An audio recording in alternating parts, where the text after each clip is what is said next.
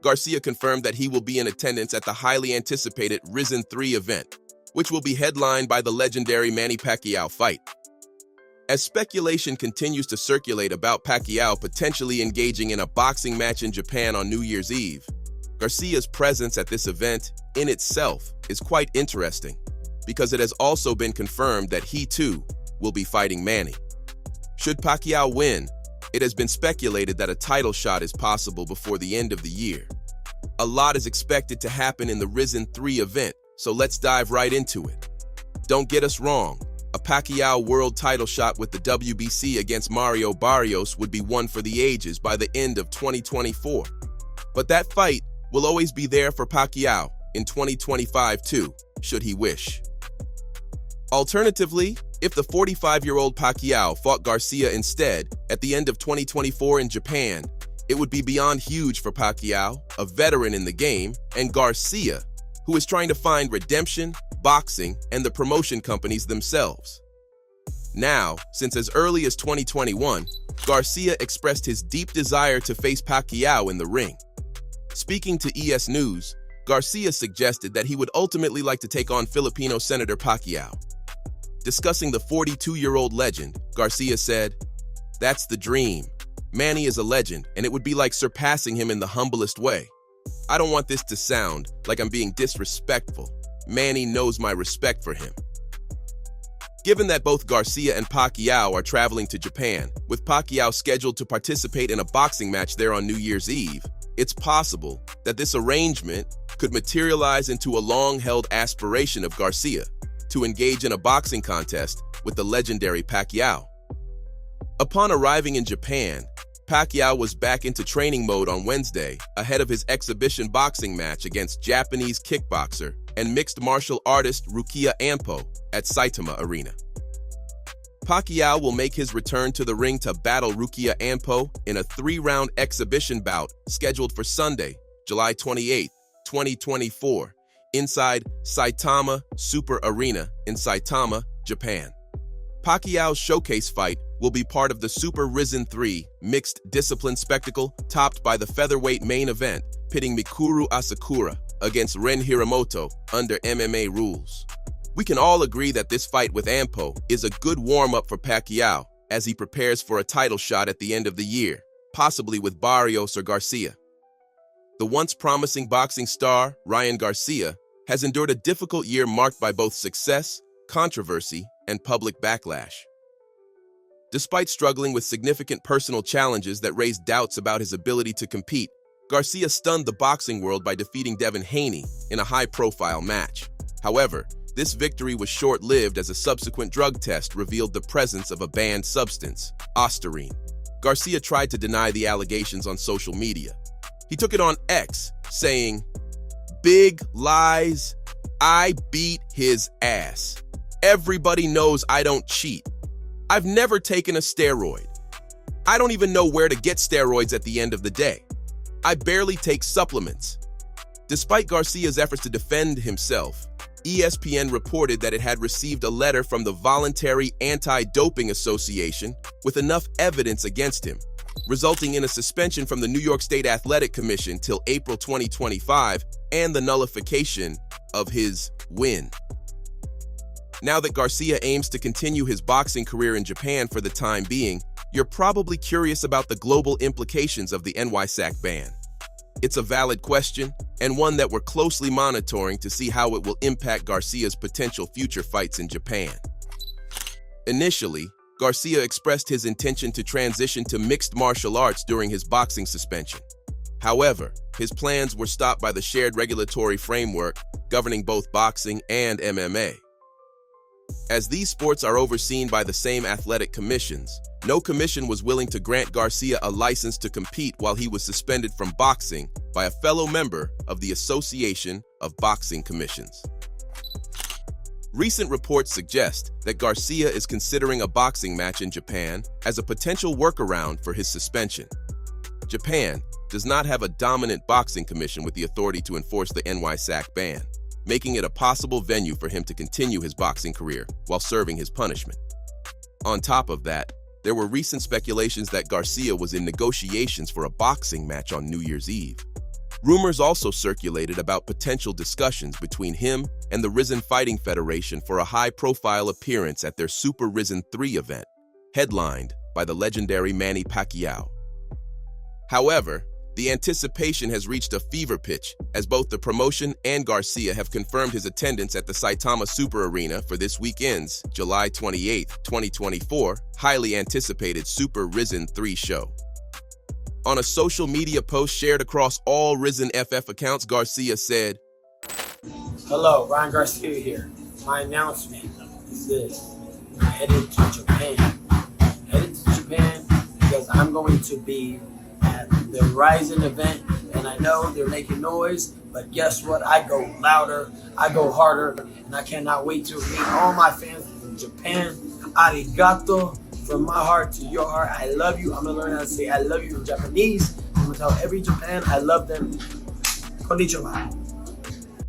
RIZIN Fighting Federation, the visionary creation of former Pride President Nobuyuki Sakakibara, has established itself as a unique platform for both mixed martial arts and kickboxing competitions.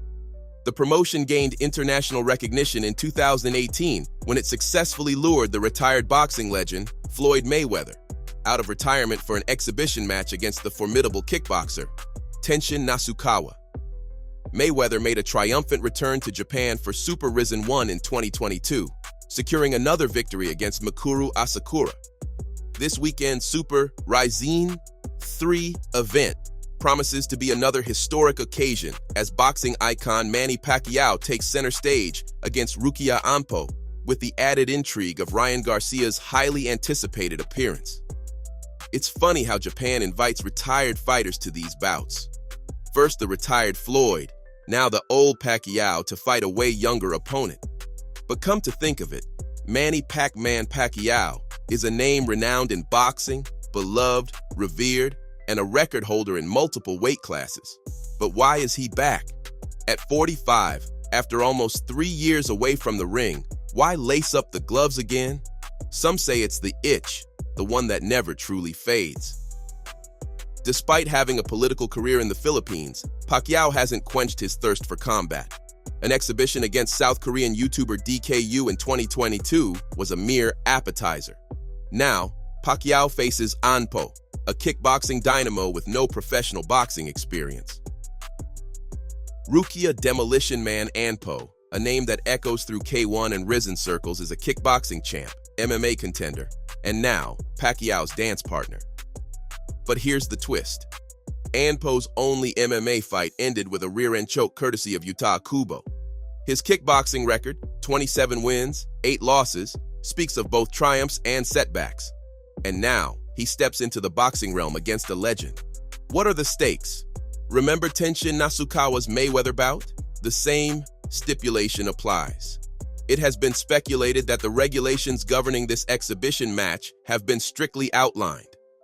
Specifically, the contest will be divided into 3 separate rounds, each of which will span a duration of 3 minutes. However, there's an unexpected twist to this encounter. Despite Anpo's extensive background in kickboxing and the more comprehensive mixed martial arts, this particular match will adhere strictly to the rules of boxing. This implies that techniques such as spinning kicks and grappling holds, which are commonly employed in these other disciplines, will be strictly prohibited. The only permissible form of offense will be through the use of punches. Furthermore, the outcome of this match will be determined in an unconventional manner. Unlike most boxing matches where a group of judges record scores each round to declare a winner of a fight, this event will rely solely on a definitive conclusion. Either one fighter will decisively knock out his opponent, or the contest will be prematurely stopped by the referee due to an inability of one fighter to continue, resulting in a technical knockout by default. To add an even more peculiar element to this event, it has been publicized as a purely exhibition bout. This means that the result of the match will have no bearing on the official combat records of either participant, and there will be no championship belt or title on the line. In addition to that, the situation has escalated with the revelation of a substantial financial penalty imposed upon Ampo should he attempt to kick against Pacquiao during the match. This extraordinary condition was explicitly outlined, leaving no room for ambiguity. The contest is to be exclusively a boxing match. Any infringement of this rule will result in a staggering $5 million fine levied against Anpo. Well, the rules seem tough and in favor of Pacquiao, who is a pure boxer. For Anpo, the rules may pose a challenge to him as he has no boxing experience. But again, we have to take into consideration the fact that Pacquiao is 45 years old and Anpo is 28 years old. Having the privilege to use his mixed martial arts skills would tip the scales in Anpo's favor, considering that Pacquiao has only experience in boxing. While the imposition of a $5 million fine might appear excessive to some, it is evident that this strict measure has been implemented as a prudent safeguard for Anpo. The intention was to ensure that Anpo would refrain from utilizing his full set of fighting skills, restricting himself solely to the art of boxing. This precautionary step is crucial to uphold the integrity and fairness of the exhibition match. Till now, it remains unclear whether Garcia will secure a high-profile match similar to the one Pacquiao enjoyed, and if so, the identity of his opponent is equally unknown. Nevertheless, it seems highly probable that Garcia will engage in combat, given that a transcontinental journey solely for rehabilitation purposes is unlikely. However, the looming question is how the New York State Athletic Commission's ban will impact his career trajectory should he indeed participate in a fight. While most of us might consider it a big move, Garcia's decision to compete in Japan while under suspension by the NYSAC is a high-stakes gamble. While the absence of a governing boxing commission in Japan allows him to circumvent the NYSAC ban, it's important to note that similar attempts by other athletes to evade disciplinary actions have resulted in even more severe penalties from the original regulatory body.